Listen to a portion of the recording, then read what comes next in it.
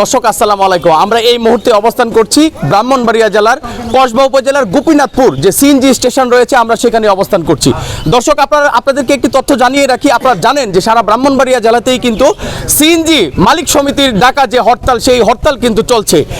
আমরা যদি আজকে গোপীনাথপুর বাজারের সর্বশেষ অবস্থাটি আপনাদেরকে জানাই, আজকে কিন্তু 2 দিন, আজকে কিন্তু এই গোপীনাথপুর যে বাজার, সেই বাজারে কিন্তু কোনো সিএনজি নেই। এই গোপীনাথপুর এই গ্রামে কিন্তু অসংখ্য শিক্ষা প্রতিষ্ঠান সহ বিভিন্ন প্রতিষ্ঠান রয়েছে। দূর দূরান্ত থেকে ছাত্রছাত্রীরা কিন্তু এখানে আসে, কিন্তু তারা কিন্তু আজকে এসে সেই ভোগান্তিতে পড়েছে।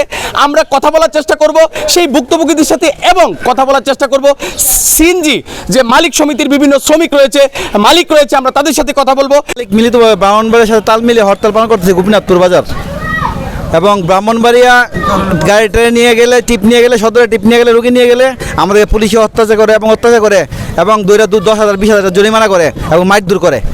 আজকে আমরা ব্রাহ্মণবাড়িয়া জেলা পর্যায়ে আমাদের শ্রমিক মালিক কমিটির পক্ষ থেকে সারা আসছে যে এখানে পুরা ব্রাহ্মণবাড়িয়া আমরা ঢুকতে পারি না, ব্রাহ্মণবাড়িয়া ডিস্ট্রিক্টের পুরো গাড়ি ঢুকতে পারে না। ওইদিকে ঢুকলে আমাদেরকে সার্জেন্ট, ট্রাফিক পুলিশ, কিছু দালাল আছে, এরা চিহ্নিত করে গাড়িগুলোকে চিহ্নিত করে। এদের জন্য আমরা চলাফেরা করতে পারি না। প্রত্যেকটি গাড়িরই লাইসেন্স আছে এবং সব কিছু কাগজপত্র ওকে আছে।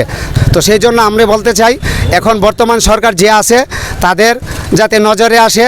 আমরা ব্রাহ্মণবাড়িয়ার ডাকে আমরা পুরা ব্রাহ্মণবাড়িয়ার মানুষ আমরা অবরোধ করতেছি, যাতে আমাদের এটা একটু সরকার পূরণ করে আমাদের দাবি। ওই দাবি পূরণ করা পর্যন্ত আমরা এই রুটে আসি ইনশাল্লাহ। হরতাল চলছে, আমরা রুটে আসি, থাকবো। আমার একটা গাড়ি 0094, আমার এই গাড়িটা নিয়েছিল, আমি ব্রাহ্মণবাড়িয়া গেছি একবার না পাঁচবার আমার গাড়িটা ধরার পরে 3,200 টাকা। আমি 1 মাসের ভিতরে 16,000 টাকা দিয়া আমি নিরুপায়, আমি আর পারতেছি না। লাস্ট পর্যায়ে আমি আমার গাড়িটা বিক্রি করা লাগছে। আমরা হইলাম নিরীহ মানুষ, আমরা যে হয়রানিতে আমরা শিকার হচ্ছি। ব্রাহ্মণবাড়িয়া কাগজপত্র একুরে থাকা কালীন, লাইসেন্স থাকার কালীন আমরা একটা রুগী লিয়ে যাইতে পারি না। যদি যাই তাহলে মনে করেন যে রুগীটা নামাই দিয়ে আসার পথে আবার আমরা দৌড়ে সেরা 4,000 5,000 দিয়ে আগে ছুটতে পারতাম। এখন 4,000 5,000 মানতে রাজি না, গাড়ি ডামিন করে লা।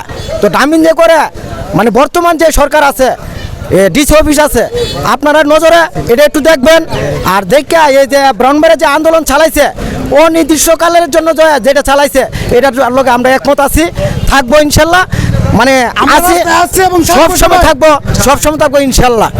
আমরা গাড়ি পাচ্ছি না, আমরা তো যাইতে কষ্ট হইতেছে। আমরা কসবার থেকে আসছি, খুব কষ্ট হইতেছে। আপনার পরীক্ষা দিয়ে আসছি, তো গাড়ি নাই, সিএনজি নাই আর কি, সিএনজি চলতেছে না, অটো মনে করেন চলতে দিতেছে না। তো আমরা যাইতে খুব অসুবিধা আর কি। আমরা আখাউড়া থেকে আসছি গোপীনাথপুর। যখন না লাগছে গাড়ি নেই, আমরা অনেক হয়রানি হইতেছি, বাড়িতে যাইতে পারতেছি না, ভাড়া ডাবল লাগতেছে, অনেক টাকা খরচ হইতেছে, অনেক হয়রানি হইতেছি আমরা। মানুষের ওই থামাই রাখে গাড়ি করে দেয় না, গাড়ি ঘোড়া চলতে দেয় না, আমরা কোনো মতে যাইতাম পারতাছি না। গাড়ির জন্য আমি আটটা যাইতে পারতাছি না, আরো কষ্ট যাইতেছি, কি করাম জানতো লাগে।